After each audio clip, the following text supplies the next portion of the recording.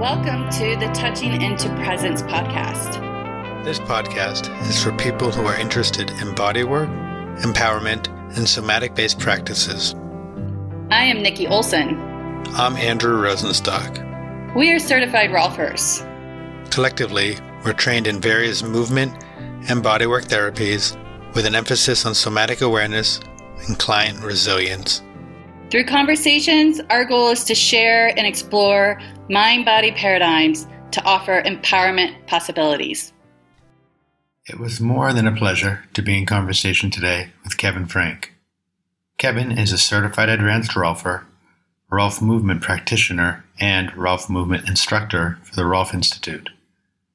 He's worked with the Hubert Godard-derived Tonic Function model since 1991 and has written on this topic from 1995 to the present day. Kevin advocates for an information system view of structural integration to help bring the SI field into congruence with modern understanding of motor control and perceptive coordinative processes. Kevin became a Rolfer in 1987, drawn to the work, having spent 2 decades in Zen practice and inquiry, and then looking for a profession built around fostering awareness to the present moment.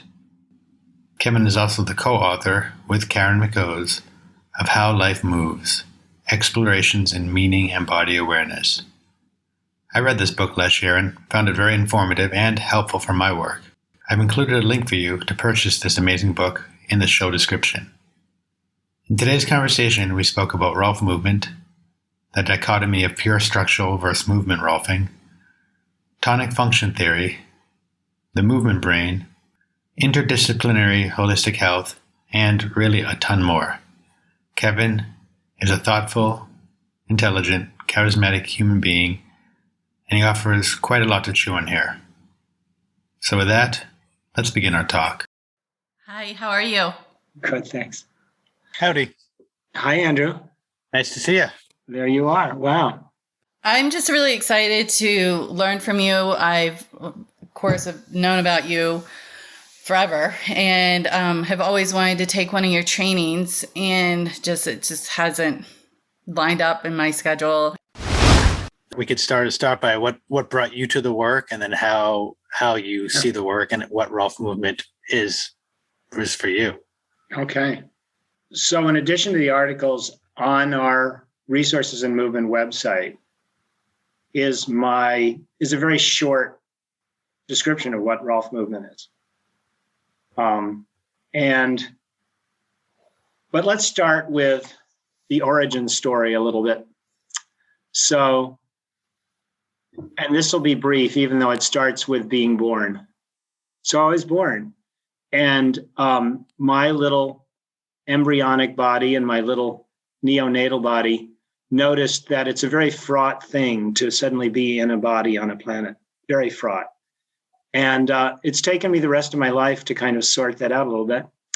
And Rolfing has been helpful in figuring out what it means to be in a body, what the potentialities are. The potentialities that make it at least sometimes an interesting proposition to be in a body on a planet. So when I was 16, I encountered a student of Houston Smith who was teaching a Saturday class for high school students. And he was a member of the Rochester Zen Center, because Houston Smith wrote the introduction to the 3 pillars of Zen, which is, anyway, blah, blah, blah. So when I was 16, I was really ripe for that message, which is, I knew from my experience of being in my being, that there was something really disconnected in my experience. Even though I had a wonderful, very wonderful set of parents and extended family, whole bunch of social scientists and so on, but I was really disconnected. And the Zen message, and I started reading about it, started practicing within a year or two, felt to me like, okay, this is the first thing that makes sense in my life that I've ever come across. This actually makes sense. It makes more sense than all the social scientists in my family and my extended collegial family. This actually makes sense. And so that became a background to everything in my life. And incidentally, around 1985, 6, 3 members of the Rochester Zen Center all decided to become Rolfers without consulting with each other. One of them was Bob Schrei. He's Source Point guy in New Mexico. And the other is John Botsford, who's in Rochester, New York. And so I think there's actually, and of course, then there's Jeff Maitland and, countless other people who've sort of found an interweaving between the Zen or something Zen-like, some meditation practice, certainly. And so there I was in the 80s, helping to build a retreat center, a huge 12,000 square foot retreat center with all volunteer labor while we were doing fundraise, while I was living in a tent on a hillside. And it was a huge responsibility because I was kind of like, really the assistant to the founder of the place. And I had kind of talked up the idea we could build this. So it was a very suspenseful time and yet a very creative time. At the end of that project, I really was, I'd had a chainsaw accident during the project. I'd had to limp around on crutches, on a building site. And anyway, when all that was done, I took some time off and I learned about Rolfing by meeting a Rolfer in California and also knowing there's someone in Rochester. And it seemed like something that really might help my body. So I got sessions from a Rolfer in New Hampshire. I was back here for a little while.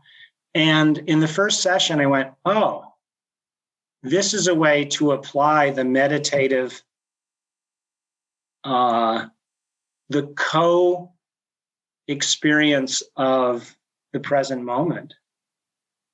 But you have a label that would actually have people come and see you and be with you. So that was the primary thing that really drew me to it. It helped my body discomfort better than all the, I had done lots of yoga, lots of exercise, trying to make my body hold up to construction tasks.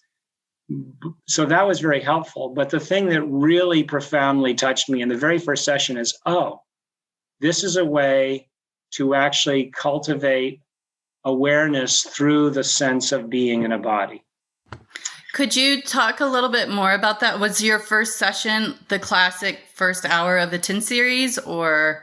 Yeah, Tisha Agri was my Rolfer. She was trained in 78 with Bill Smythe. And she's a very lovely woman out in California now who got this. So her presence was very palpable. And when she worked with me, it was clear to me from my background that she was reading my experience, which I feel is so fundamental to being a good practitioner. And I watched Jeff Maitland many years ago. He did a workshop, he and Jan, and I watched what he was doing while he was seeing. And I realized, oh, he's reading the perceptual experience of the client. What a good thing to do. How helpful that everything he does is in response to not, the outer shell of the person, but being in harmony, being in useful improvisation with the person's experience of body and mind and context. So that struck me in the first session, and I was hooked. It was a good thing. And the teachers who have really been beneficial for me which is all of them. But the ones that particularly caught my attention were, as Ray McCall expressed it, or maybe Jim expressed it about Ray, reading the field. And I don't mean the aura. I mean reading the way that the person has ingredients, potentiality, and where is the system hungry for new information, which makes me want to take a little sidebar, if that's okay, and say, to me, Rolf Movement is emphasizing what I call an information model of structural integration, rather than a body as stuff, a body that is trying to organize, and what it needs is the right information at the right time to allow it to reboot the way it is configuring movement. Posture is movement. Doing stuff is movement. And all of that is governed by the way in which we have these motor patterns. And those depend, if you're going to reboot them, on information the body's interested in. And what is the body really interested in? What allows us to find plasticity? Information that pertains to the deepest security of the body. And the deepest security of the body is very related to the infrastructure in the body that is sensitive to gravity. And that means that we have a potential model to embrace all the different ways we do structural integration. That's a little plug. And I like that because I do believe that we all do have a passion, as you were saying, Nikki. We've all been inspired. We wouldn't do this stuff if we weren't inspired. Mm-hmm. It's not the way to make a lot of money. For sure. That is the truth.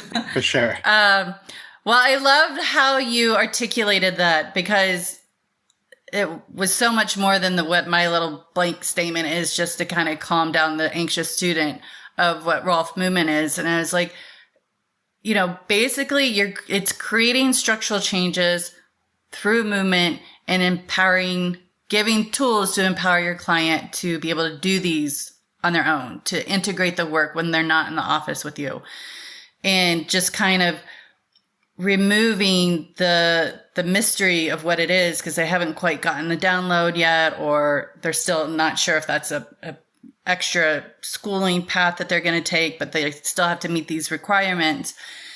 And that I've noticed, kind of seeing how their nervous system relaxes after their, what their expectations are as a student to be able to do these Rolf movement sessions, is knowing that it's just offering information. But I like how you're presenting is a reboot, because it's often what we need. It's movements that we've forgotten and that are so easy to do to foster structural changes that we're looking for. Yeah. I'm glad you're helping to ground this conversation for potential students, Nikki. That seems like a really good thing. And students are often put in the position when they're being taught a 13 series of suddenly having to do these sessions. And I think it's hard to give them preparation in a basic series, the basic phases. It's really hard because there's no time for it. There's some time for it, but I do think in phase one, that's an important opportunity to lay a foundation for what's the relationship between. So we have some ideas about that, but further, I think in order to make that leap from doing the fascial work to beginning to evoke participation of the client in their reboot, in order to evoke for some people, it's not a natural jump from working with the fascia, okay? And I think that's because we have to really get curious. Curious, well, what is the experience of the client? And sometimes the skill of evoking the client to even start to know they have an experience, experience that has a sensory component to it, is a big challenge. And that's something that I was actually sort of listening to and thinking a bit about, is when working with people, sometimes it's not just about rebooting. But I think even before you reboot, it's like, hey, have you noticed this? And so yes, for me, I do a lot of walking with my clients so that I can see them, but also so that they can experience how they're moving through life. And it's sometimes just that sense of like, oh, I didn't even realize X. And and maybe the reboot happens, but later, but it's even like just that download right there. That is reboot. Yeah. And okay. at the moment when someone says, I didn't notice this before, that's already the reboot. That's a piece of it. It's a piece I would of it. say. Okay. Yeah. So great. I love it. Yeah. So my background in technology is like, is that the reboot? I guess that'd be the reboot, but you still have to do the reload or the new load. But well, fortunately, we're not machines, but I know that I use these analogies perhaps imprecisely, but I do think there's micro reboots, and then there's reboots that rise to the threshold of like, wow, I feel my spine having torsion as I move, so there's a whole bunch of different things.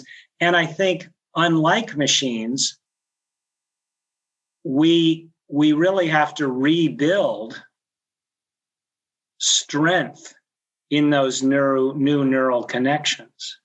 So I think, it's like we have to reboot a whole lot over and over again. But at any rate, it starts, I think, precisely what you're saying, Andrew, which is it starts with, is the client comfortable enough as they walk back and forth with their practitioner that they even reveal their authentic, quote unquote, authentic, how they really move, so that the practitioner can actually start to resonate with how they're moving and gain information. Aha, when I walk with this person, I don't feel a lot of movement in my sacrum. When I walk with this person, oh, my head doesn't feel like it's actually with the space, So I think the skill that you both have that we're trying to foster with students it's a fuzzy logic to get there. It is these happy accidents in class where or not in class, where a student starts to go, oh, I'm aware of what's changing inside me. Now I have some clue as to one way a client might be discovering ease, discovering a reduction in effort and movement that gets birthed out of a fresh noticing, as opposed to trying to imitate a pattern or trying to, do it the right way. Yeah, and similarly, sometimes seeing the practitioner move in their mimicry of the client can be helpful to say, oh, I can see that, and now I can feel that as I see it in you. Pardon me while I say brilliant, Andrew, but it really, that's that. I love what you just said, because I'll take it. Okay, because yes, how do we get to the point where we can really embody the patterns we see in our students or our clients, and then reliably be able to go back and forth between demonstrating strain pattern versions of common motor patterns versus ones that have elongation, that have, a diminished sense of effort and an increased efficacy. And I'd say, I'm going to make another sidebar, if I may. So we're teaching these intensive modules. And the intensive modules, really, the curriculum is not new for some of us, but we're expanding something, which is to teach the 10 series as perceptive and coordinative skills. And one way to do that, which Karen and I, my partner Karen and I, life partner, teaching partner, have come to express the curriculum, is in the form of saying, what if every session, whether you're doing fascial mobilization or not, begins with a particular movement? And we have these. We have the knee bend, we have the walk, we have the arm raises, all this stuff. But what if it's a little bit more in the direction of kind of a coordinative challenge? And we do that at the beginning of each session, and we say to the client, this is the point of this session. When I go from this version of coordination to this version, and I show them in my body, this is what this session's all about. We're going to do it at the beginning of the session. We're going to do it at the end of the session. In the middle of the session, we're going to do it on the table, on a bench, standing, whatever. But it's all the leitmotif of the session is revolving around at least one, if not several, coordinative challenges, whether we're doing fascial mobilization or not. And by the way, for your listeners, I have to say this over and over again, because when I write, people get the impression, oh, Kevin doesn't believe in fascial mobilization, which is not true. I am a believer, a card-carrying member of the structural integration community, and I do fascial mobilization all the time. However, the way I talk about it is not necessarily what I think it's always talked about. But anyway, when you do this coordinative thing before and after through every session, one of the things I think it does, both for students in classes and for the clients, is ground what's the point of this stuff. I just went from mimicking where again, I'm going to go back to, I just wrote an article that came out in March called, Karen and I wrote this together, called A Head That Belongs to the Space. And the proposal is we want to start working on that in the first session. And we can do that if we start to posit that that's a perceptual coordination that we can begin in the first session. So as we make this, we're helping the client and the student ground what the point of the series is in ways where, whether they're kinesthetic learners, visual learners, auditory learners, you can hit all those learning styles because I say it, I show it, and I show it on the model. And then I have them feel it, feel the coordinative thing. And then I stand in a mirror and I get in front of them and I do it. And then they see themselves in the mirror at the same, in this, 1 second later. So the point is to educate, and I'll wrap this little sidebar up. But the point for me has a lot to do with how do people really begin to grasp the goal of the work for them. And I think that's very important if we're going to have a broader audience in the world. I think that's great. I think because what I have seen, just again, being a student and being a teacher in this work, it is tricky. And I know I struggled with that definitely in my early years. I mean, Rolfing's essentially been my only career. And I was 22. So having that language of trying to evoke an experience when I'm still like kind of fresh into recognizing my own experiences, it was tricky. It was definitely like, I definitely found myself in some awkward moments being like, wait, this isn't the way I speak. So it took me a while to find my own way. But I think that that's really great that the Rolf movement has in some way became a little bit more structured, because although it's a nice kind of departure when you're in such a heavy download of the 10 series and this is the territory and this is what you'll do. And it's great to have that. But then to go from like, here's a well-organized way of approaching the body and you're going to most likely get some kind of rewarding response. And then now do this Rolf movement and you're kind of left on your own to do it. Mm-hmm. And I think that's where a lot of people get confused while they are turned on to the idea of Rolf movement, haven't really been able to ingest the Kool-Aid because they're still kind of swimming around in it. So I think that's great. So with that being said, so here's a kind of maybe a new approach, but how does that fall into with the, oh my God, it just spaced. The intensive modules? No, the model, I think she's going to say the tonic function. Totally tonic function. The tonic function model.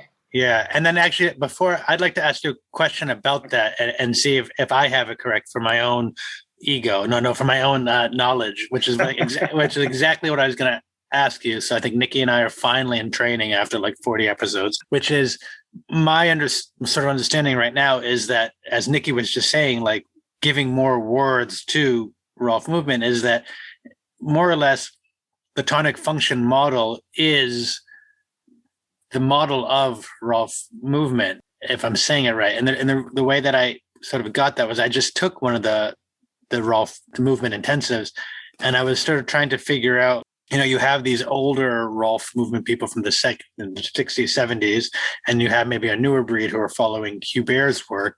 And I was saying, well, what's the difference? And what the answer I kind of got back was that the people before were doing tonic function, which Kevin will describe shortly, but they just didn't have that terminology, and that the tonic function is a way of sort of describing what we're doing as Rolf movement. Is that right?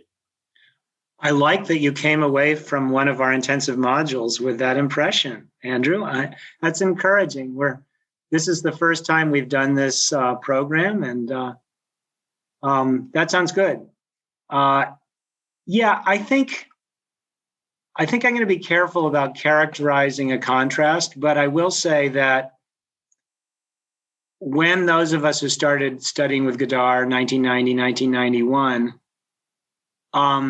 from my experience was, this makes sense. This makes sense out of our work. Now, just to say, Godard, graduated from college with a degree in chemistry, and, he did a lot of different things. When he started to teach Rolfers, we were getting a synthesis of many, many things. And I'm not going to go into all the things. Tonic function comes from a particular physiotherapist in France, Raymond Soyer. And all his stuff is in French. There are a couple of Rolf movement teachers who have, instructors who have libraries of his work. But the lovely thing about the tonic function model, as Hubert created it, and as it's getting further articulated by those of us who write about it and teach about it, is that it does create, I feel, an understandable and grounded explanation for why Dr. Rolf made such a big deal about gravity. You say to people, fascia, and they go, oh, yeah, I know about fascia. You say gravity, and they go, So, and if you ask Rolfing instructors about it, it's historically been a little vague.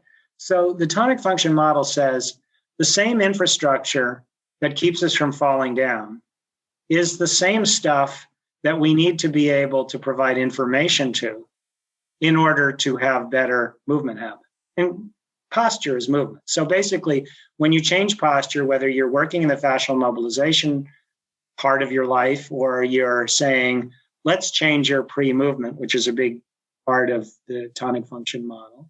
Let's change how you prepare to move, take time to slow it down, create different information, have you notice that information, learn to repeat having that information, change the pre-movement, whatever you're doing, fascial mobilization or changing pre-movement or other things, using your imagination, all of it is trying to catch the interest of what I've called the movement brain. And why do we use the term movement brain when we teach? Because we don't want people to associate with specific anatomical parts. We want to say this is a very distributed brain. Some of it is in the mechanoreceptors and the other receptors throughout the body. Some of it's in the fascia around the organs. Some of it's in the brain, the cerebellum, all kinds of brainstem, all kinds of places. So the movement brain is everything that belongs to the non-conscious or the sensory motor brain. And the tonic function model is basically saying, and here comes the bullet point, we want to have a better conversation. Don't tap the table, you're going to tell me. We want to have a better conversation between the sensory motor brain and the cognitive brain, because that's where the disconnect is. Whether we're doing fascial mobilization or whether we're working with perception, the disconnect is between those two brains. And guess which one is the boss? That's a quiz for the two of you. The sensory motor brain or the cognitive brain? Which one really runs the show? It's a tricky question. I mean, cognitive is, I would want to say, but you're getting information. You're getting information from sensory motor too. But I mean, I'm from New England and Jewish, so I have to go with cognitive because that's what we do for everything. Well, it's a trick question, of course, as all these questions are that are designed to sort of upset, what people's beliefs might be a little bit in a friendly. Well, I love your definition of the movement brain, because it allows for so many potentials of why I do what I do. And it could be from this or that, or who cares? It's from the whole story. And yeah. So what I'm going to say is, the boss, when it comes to plasticity of motor patterns, it's a sensory motor brain. There's a wonderful article, which I don't put on our website because I don't have copy prediction, but I send it to anyone who wants it. It's by a lovely French neuroscientist who's passed away in 2007, Jacques Paillard. And he does a beautiful schematic in which he shows the two brains schematically. So in information technology, you show the themes of what you want to produce in the software before you actually write code. So this is a beautiful thematic architecture. And he did this for 30 years. And in that, you see the brain that's about where and the brain that's about what. And the where brain, quote unquote, the one that's all about spatial relationships, location, that's the boss when it comes to motor activity. That's why it's called the sensory motor brain. So Paillard, it's a wonderful thing. It's a chapter in the book on body image and body schema, but it's available as a PDF. Anyway, Paillard created this model in a way that touched my heart. And he says this in this beautiful article. He says, I wanted to be able to have people in the social sciences, such as psychologists, be able to have a meaningful conversation with the neuroscientists. Because if you know how the different specialties go, they can't talk to each other because they don't have that interdisciplinary tendency. The ones who get really far in a specialty didn't necessarily bring along. Now, Bayard brought this along, and he created a model which would work for psychology or it could work for neuroscience, people in biology. And I think that's what we need in the structural integration world, is a way to language our work that makes room for the people working with inherent motion, for the people working with, high amplitude vectorized touch, for people working with much more subtle touch that isn't necessarily biodynamic cranial, but, they get results. And then for those people, and this has happened to me, and I'm not saying I'm really good at it, where you're just in the room with someone and stuff starts to happen to the experience in the person, and you don't do anything, but a lot of stuff happens. Whatever the style and the passion of a person's work, it would be nice if we had a way to talk about it that doesn't make somebody wrong, because we've done that. Hallelujah. Can I get an amen? That is so true.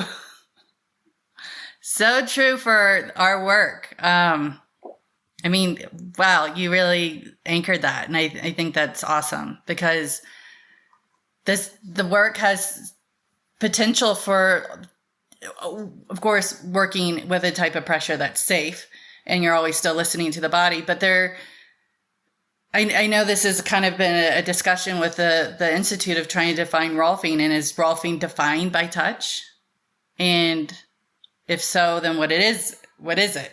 Is it this heavy-handed, produce pain that we're historically still with?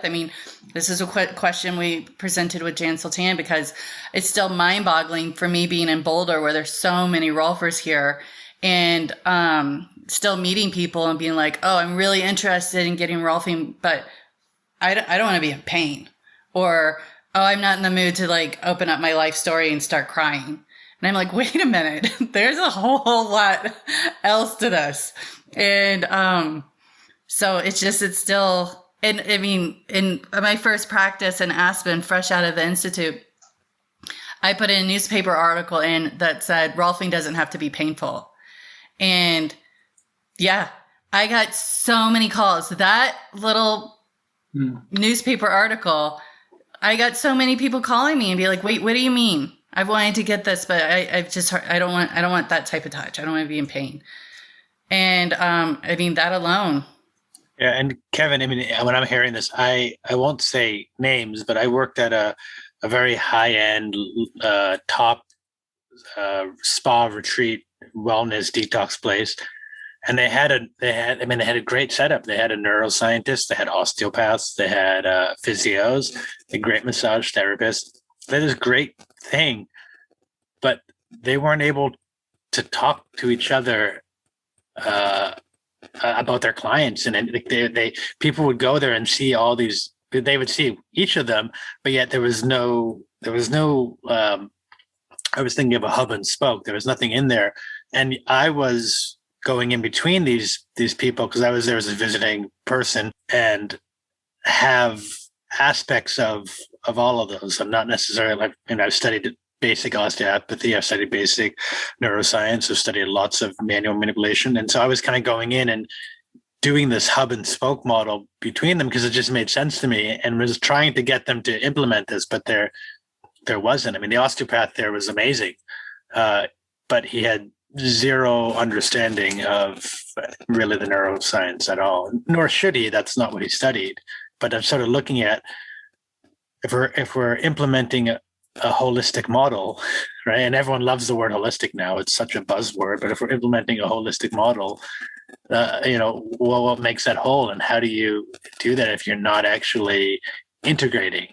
And this is actually one of the things I realized during the recent Rolf movement training is when someone said, we were talking about, what does this word mean, or what does it mean to you? And then I realized that integration and holistic actually have the same root. They both mean essentially whole, or beingness. So sort of a tangent, but what you're saying resonates to me so much on that level of how do we do this, that we can all communicate and talk so that our work and other people's work can grow and be better. Yeah. Right on. Yeah. So I don't know if I answered your tonic function question. We could go into it a lot, but what yeah. I think, the thing is, I think you answered it really well. At the same point, it's a topic that you've written numerous articles about, yeah, and you'll write more about, and there's trainings on, and we only have so much time in the day. And I guess sort of just to clarify what I was saying before about people using it before, it wasn't that they were necessarily doing tonic function. It's that what they were trying to do, or what they were doing, is represented within that. But Yeah. So I'm gonna go out on a limb and say that all the Rolf movement instructors were deeply capable of evoking changes in the way people were experiencing their body and the way that they posture, movement, and so on and so forth. And if you're going to do that, there's only one path, and that's to speak to the movement brain. There are many ways to speak to the movement brain. One of my articles has a list of, about 20 kind of really off the top of my head factors that help you talk to the movement brain. And so nothing new, whether we go back 5,000 years to China or, whatever, the Greeks, the people, or, people in indigenous societies that are pre-technological, you're going to find some individuals who have a knack for being sensory empaths, kinesthetic empaths. And guess what? They're around somebody and they feel what they're doing in their body. And they come over and they put their hands on someone and their hands are saying, you don't got to work so hard here. Feel this. Let yourself notice what can change as you just become aware of the traffic jam that's going on. Feel that. And they don't even have to say those words because their hands are evoking that experience so reliably, whether it's the local shaman, sort of like a 3,000 years ago Jan Sultan, whoever it is, was doing what we now call tonic function, because tonic function is all about where are the portals of opportunity in a living organism to get better information, to replace the crappy information that is the result of injury, doing things in a hurry, doing things with someone standing over you and criticizing you, fill in the blank. All the ways in which we corrupt the code, to go back to the technology thing. How do we get corrupted code in the movement brain? We practice it. Lived experience. Lived experience, often in factors in circumstances that are not optimum for supporting our learning experience, right? One-time learning trial, boom. Now I'm going to have trolley tracks that go in lead in the direction of, arthrosis of my hip or whatever.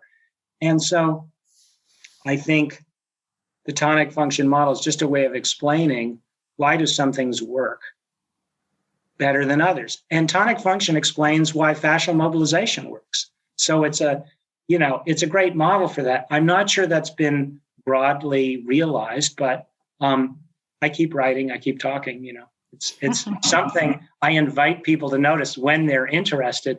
I don't waste my time with those people who go, yeah, because that's not interesting to try to talk people into.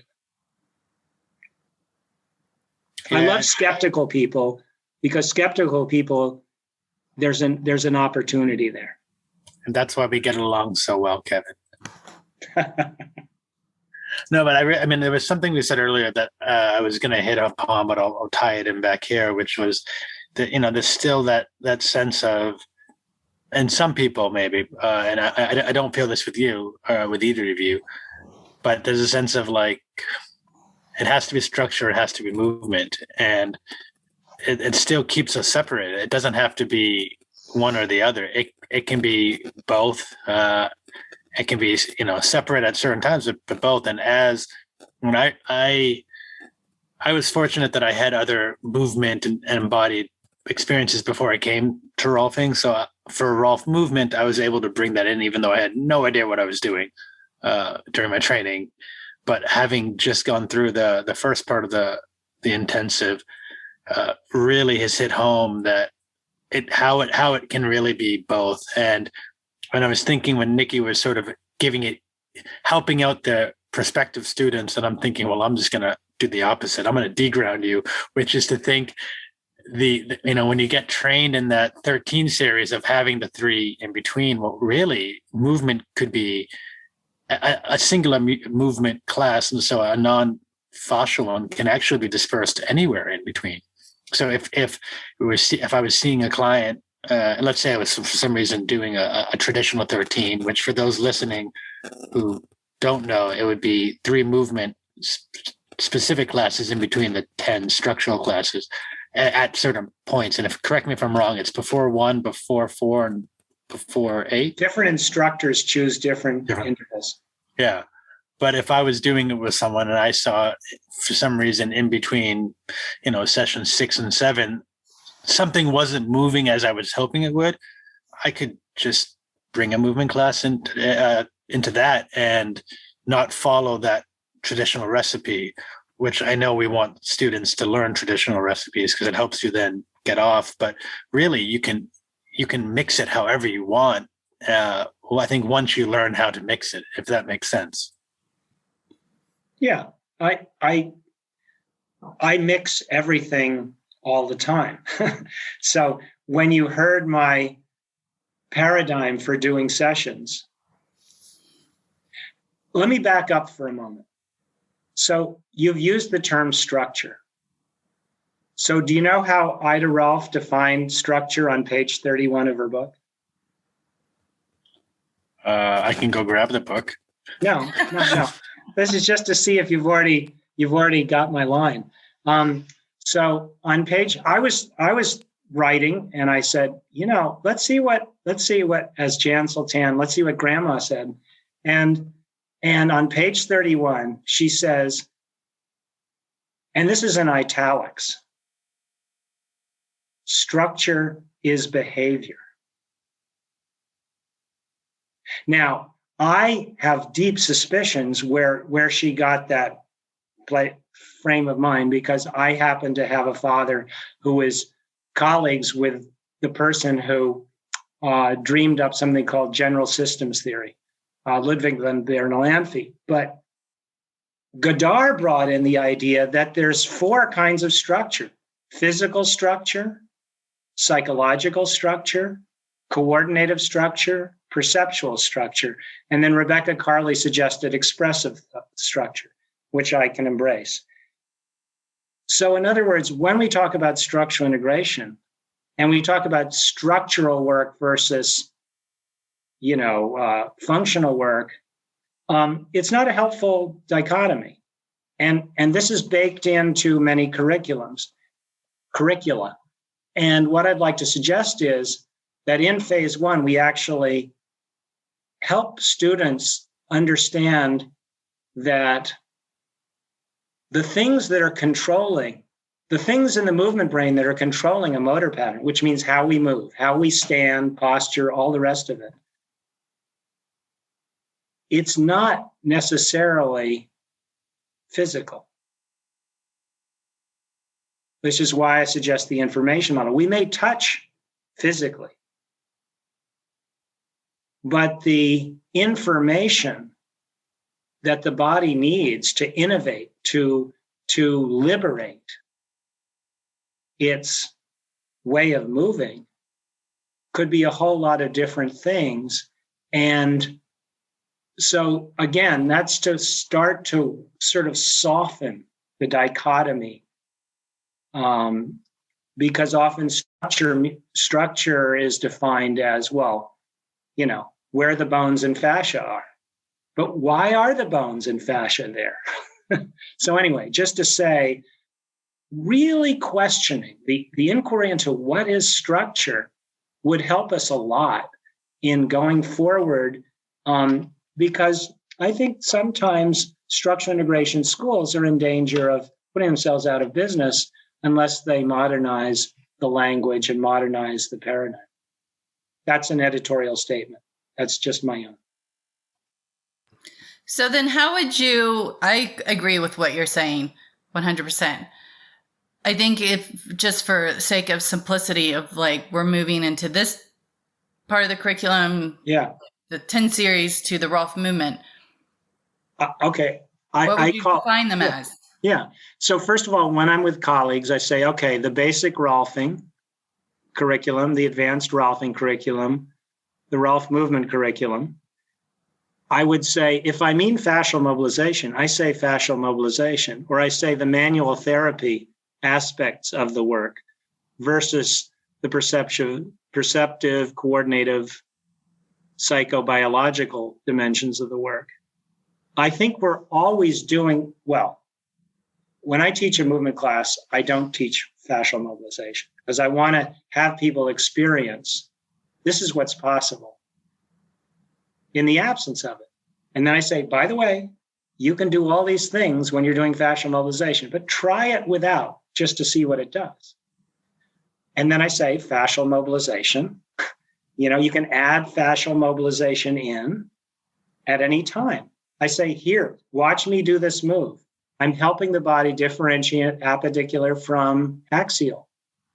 I'm having the person do it themselves with the use of their foot and my body braced against their scapula. They're going to feel the sense of, wow, I can feel my fish body, my axial body differentiate from my appendicular body. That's a very important perception. But I'm having them do it kinesthetically, visually, auditorily. And then I say, guess what you could do here? You could do fascial mobilization while you're doing this move. So you can see how I do it. I just make it clear. I'm grounding in, I'm using words that have a more specific meaning. Because when you say structural, I think it's one of those words that doesn't help us really look at what do we mean when we say that. Mm-hmm. Yeah. I've worked on this with the movement faculty for, a long time. And there are a lot of languages that people use that, it's pretty habitual. And I try not to get all, worried about it. But since you asked the question, it gives me an opportunity to say that. I appreciate it. Yeah, I agree with Nikki and appreciate it. And also that I think I'll speak for myself, and maybe Nikki feels the same, is that I think we're a little slower to respond a bit because there's just such good information you're giving. And we're also just sort of downloading. And in some ways, this is maybe more educational for us than some of the other talks we had. So we're just, I think, a little slower to respond because it is such rich information, but it's not information to just be taken, but is to be processed and to be digested and to be heard. Sure. No, I appreciate it because it's been a while for me because I feel like I had such a wonderful, integrated and enriching basic training by, it wasn't a separate. And I've done a ton of work of being a student and doing teacher trainings with a ton of different other movement modalities, all because I would like with Pilates or gyrotonic, yoga, all these things, but Rolfing was there for me first. So naturally I'm going as a student and then later as a teacher, kept on being like, oh, wow, this thing would be really great to help support somebody in this where they were in their Rolfing series. And so what I'm really enjoying hearing from you is, for me, it's like a refresher in getting more present of the Rolf movement conversation that is, and coming from this source. This is, I think, too, what I'm really enjoying about this conversation is actually to speak with you, because so much is, what I hear from faculty meetings or whatnot is kind of trickle down secondhand information. Yeah. So I feel hopeful, because there's times where I wonder what's going to happen with the Rolf movement. Yeah. Yeah. It's a long-term question.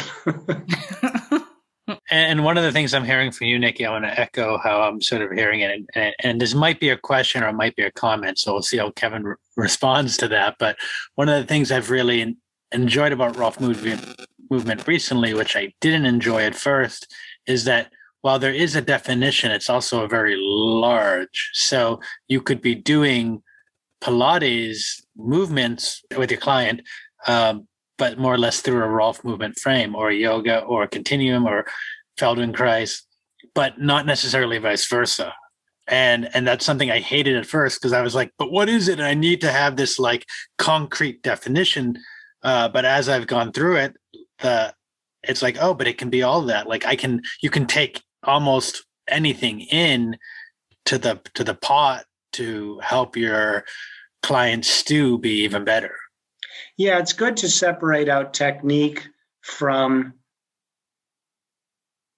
what is the fundamental lens or viewpoint, or certainly Rolf movement has a lot of things that are derivative of Ida Rolf, but also all the people contributed, Dorothy Nolte, Judith Aston, Heather and Gail and Janie and Annie and Jane Harrington and all these people, Vivian J, all these people.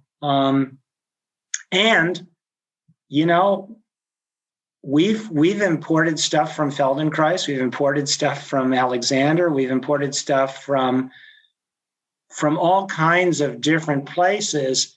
What makes it Rolf movement isn't so much the technique. And I say to people, okay, we're changing the fixed point. As far as I know, Moshe Feldenkrais came up with that idea, but once you say, well, why are we doing it? And what is our purpose in doing it? I think that's where it's helpful to define Rolf movement in terms of what things seem to be signature or iconic about Rolf movement. And I think we've talked about some of those in this conversation today. Things like the tonic function model, the idea of changing the preparation to move, but then, the principles that were espoused by Jeff Maitland, support principle, palintonicity principle, continuity principle, adaptability, closure, all these principles actually have meaning when we start to see how they help inform choices about how we work with people, what we prioritize. Doing a 10 series, that's very Ida Rolf, right? Or a 12 or a 13 series, whatever derivative.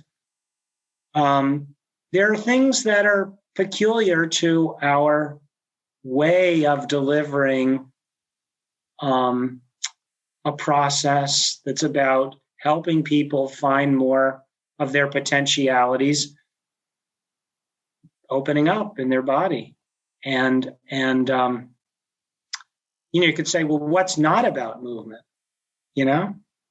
Perception is a motor pattern. There's a nice little bullet point for you. And it's very clear. And I'm not going to ground it in this conversation, but it's very groundable. Perception is a motor pattern, just like all our gross movement is a motor pattern. Well, kind of everything is a motor pattern.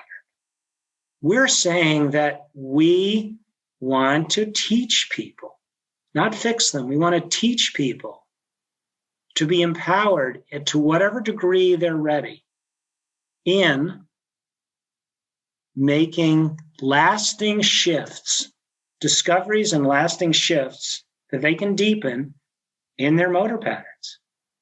That's their posture. That's washing the dishes. That's making love. That's using a chainsaw. Nice contrast there. I was going to say, hopefully not all at the same time. But, whatever we do, resting is a motor pattern. How many people are able to rest? Say, okay, how do you rest right now? How do you find rest in this moment? How do you deepen that restful awareness? That's a motor pattern. Yeah. Well, I think the one issue with it is there's so many places to go with it, but also at the same point, like I mentioned before, the processing and digesting, and especially as when you were mentioning the principles from Maitland and closure kind of came off at the end there, part of me feels like, well, that's a good place to close for today. I feel like there's just so much information, and it also may be good for people to listen a few times. But for people wanting to find more, you mentioned your website, and I'll put it in the notes, but can you share it again with that or anything else? Yeah, it's simply resourcesinmovement.com. And all the articles that we've written, plus other articles that we think are significant, are in the article archive. And there's also videos of some of the movement, some of the self-care things that we introduce in sessions. There are videos on the website as well. Yeah, and I'll put a link for your book. I think it's on Amazon, or people can be like me and email you directly and then drive up to your place and pick it up. Not for much longer, though. Not for much longer. Well, I just want to thank you for your time and your information, and just for you. I've really enjoyed this, and am going to go think for a while or sit for a while, and I get the joy of editing this. So I'm looking really forward to that process of being in this again and with new ears. So say thank you. Yeah, you're very welcome. Yes, thank you so much for taking time to speak with us. It's been a pleasure and very rewarding to hear all your perspectives on Rolf movement and movement in itself. So I look forward to hopefully meeting you in person someday. Yeah, it's a pleasure to be with both of you. And I appreciate what you're doing with your podcasts. I appreciate the theme of your podcast, which is it into presence? Touching into presence. Touching into presence. I think that is a wonderful theme. So thank you. Thank you. Take care. Bye. Thank you. Bye-bye. Bye, Kevin. Thanks for listening to us at Touching into Presence.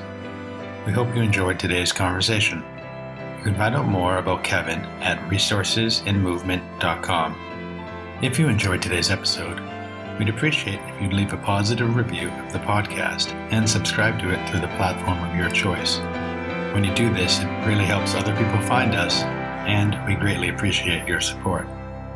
We look forward to hearing back from you and seeing you on our next conversation at Touching into Presence. Bye-bye.